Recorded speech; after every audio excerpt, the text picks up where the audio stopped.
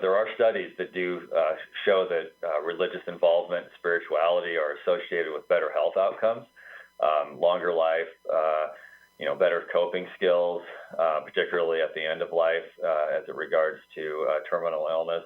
And then just in general, you see a better mental health outcomes, less anxiety, depression, that sort of thing, linked to a higher degree of spirituality. We probably need to have more research done in that area, though, and more work probably to figure out how to link that specifically into practice. Again, it's one of those areas that ties into the beliefs of the provider and can be a difficult discussion sometimes. And so we certainly need more research and more ways to incorporate that into our practice.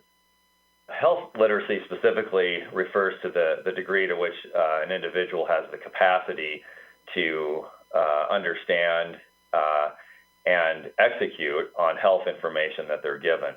So for some years now, at least a couple of decades, if not more, we've been teaching in medical school. I know here in South Dakota, they specifically have a lot of techniques to try to enhance patient understanding.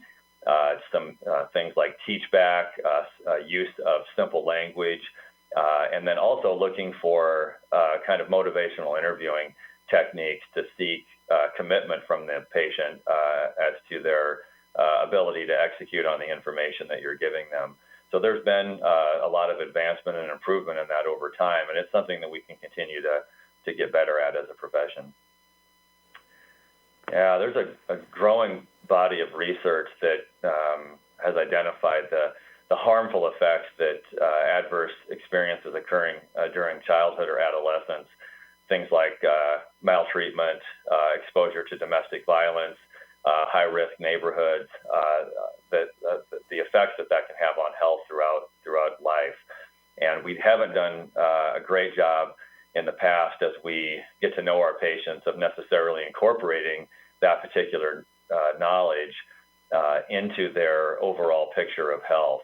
And now we're learning more about how important that is. We know that there's pretty strong associations with health outcomes around weight, obesity, diabetes, tobacco, alcohol use, other drug abuse, those kind of things. And that is now becoming more popular as a means of getting to know our patients and looking at some of their potential risk factors.